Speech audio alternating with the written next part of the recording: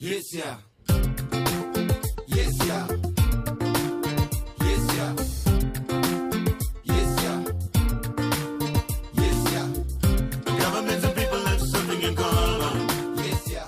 Of course, what happened after 94 was that the ANC won political power, but black people didn't win economic power. And the ANC has been at odds to massively expand a black middle class, mainly through something called black economic empowerment, in order to create stability and bolster the growth of a black South African class. But still, the main levers of the economy, the main owners of capital, are still predominantly white. But the political class, the public sector, the civil servants are predominantly and thoroughly now black. All or most vestiges of the apartheid regime, certainly in the middle layers and even the upper layers of the civil service, have been cleared out, and those people are now mainly black people.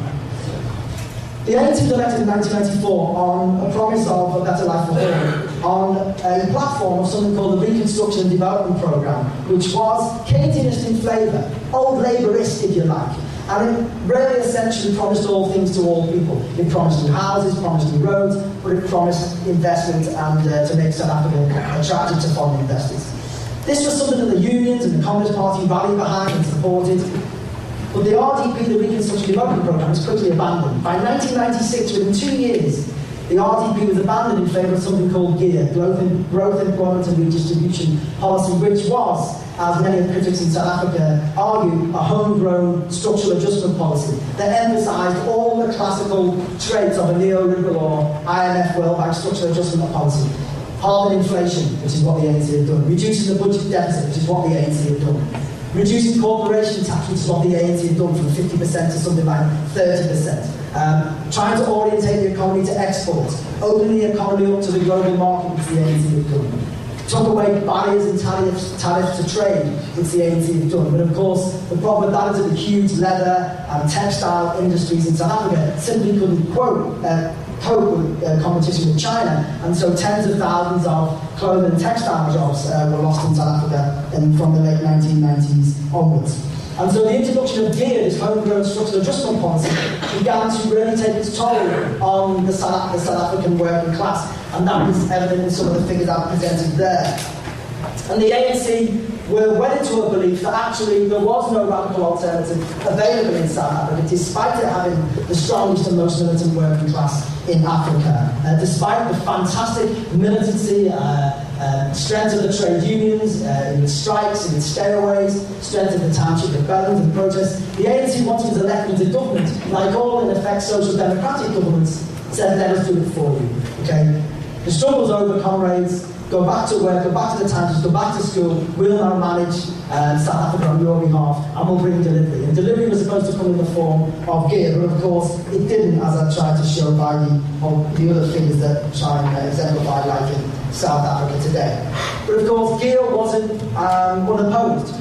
GEAR gave birth, if you like, to a whole number of social movements, what we might call new social movements, which emerged in townships as a response to the water cut-offs, the electricity cut-offs that I talked about earlier. A whole number of organisations based largely around the unemployed, old people, pensioners and students.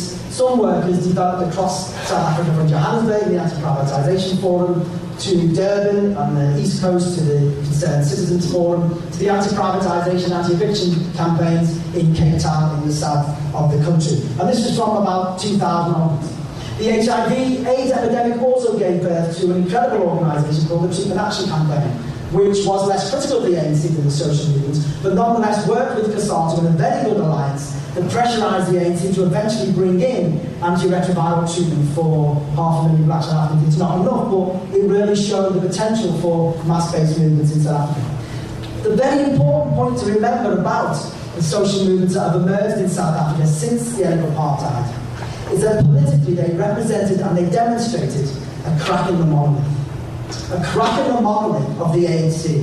What the social movements represented, what they tantalised us with, was the idea that politics can take place outside of the ANC. The ANC, which commands up to nearly 70% of the electorate vote, is still hugely and deeply popular despite the anger and frustrations that have emerged in South Africa.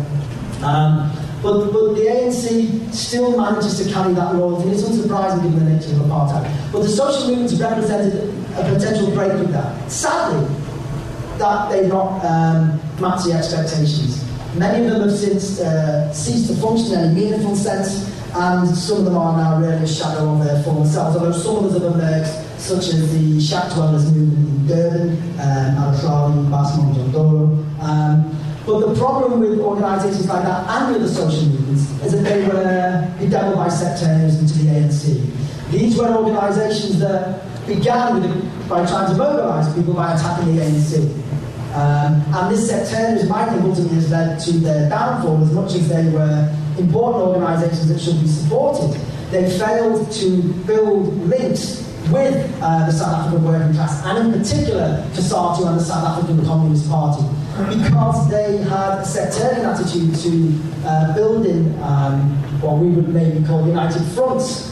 They began by attacking the ANC, attacking the South African Communist Party and COSATU as being bought off. The workers' movement was bought off, the South African Communist Party as members of its party as cabinet ministers, and so therefore were now part of the problem. This, I think, was a fundamental error, and really the lesson, I think, from the rebellions and protests that have emerged in the last few years, from 2006 onwards, have proven that despite what left critics argued in South Africa since 1994, the South African working class isn't dead. COSATU has actually risen again. A couple of years ago, there was the biggest public sector, the biggest strike in South African history that went on for 4 weeks. And the outcome of this really was it pushed into power a new leader, President Jacob Zuma. President Jacob Zuma, who was no friend to the left, was supported by COSATU and the South African Communist Party, very cleverly rode the wave of township militancy that has broken out since 2006 and strikes that have broken out since 2006, which also gives South Africa the very good honour of being the protest capital of the world. From 2006 onwards, there's been something like 6,000 major protests and strikes in South Africa, and it's clearly one of the protest capitals of the world. Zuma managed to ride that wave and get into power with the idea that he was a new leader. He offered an alternative to the neoliberalism of the former president, Thabo Mbeki, and promised to take South Africa on a different path. But of course, when Zuma was the president, never spoke out under Mandela, never spoke out under Mbeki, and so for some of us, we were very critical of our belief in Zuma. But nonetheless, Zuma, being elected and deposing Thabo Mbeki, was a step forward. It again brought the South African working class, particularly COSATU, back into the centre stage of politics. And really, since then, we've seen a decline in the social movements in South Africa and a resurgence of the South African working class. So much so that a lot of the news you didn't see about the World Cup were a whole number of township rebellions and strikes that have been taking place near constantly since 2006. Are widespread right across the country. And this is something that has completely flummoxed protesters.